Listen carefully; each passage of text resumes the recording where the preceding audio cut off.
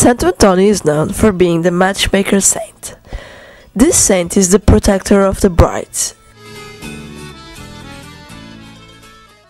And one of the many legends that has been told is the one about a young girl who had an extreme devotion for this saint.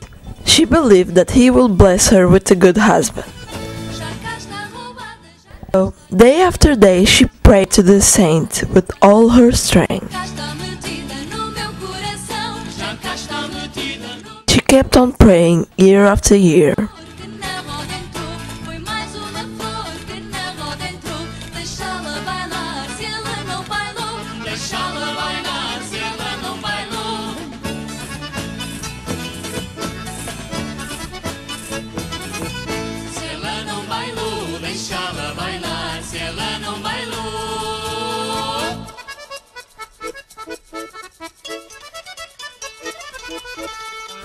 Until one day, she was getting older, but still had no husband.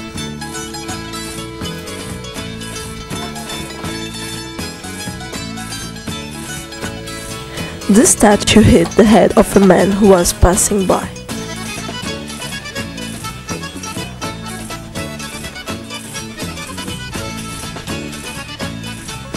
And soon they fell in love and got married.